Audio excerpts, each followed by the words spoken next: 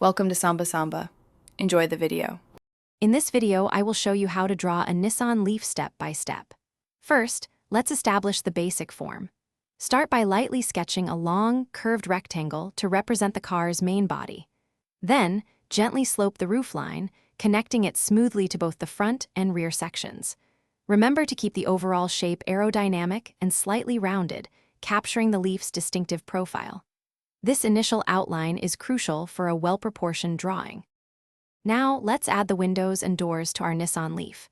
Carefully draw the expansive windshield and the rear window, making sure they follow the gentle curve of the roof. Next, sketch the side windows, ensuring they align perfectly with both the roof and the main body lines.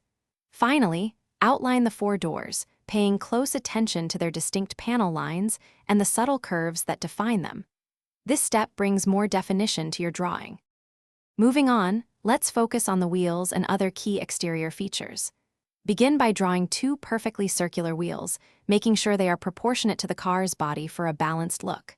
Next, add the distinctive, boomerang-shaped headlights at the front and the vertical taillights at the rear, capturing their unique designs.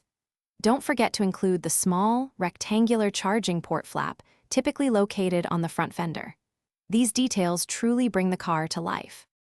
For our final step, we'll refine the drawing and add some finishing touches. Carefully go over all your lines, erasing any unnecessary sketch marks to create clean edges.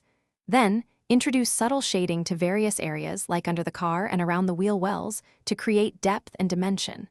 Finally, add small highlights to reflective surfaces, such as the windows and body panels, to give your Nissan Leaf drawing a polished and realistic finish. Great job! Thanks for watching. Consider subscribing if we helped you.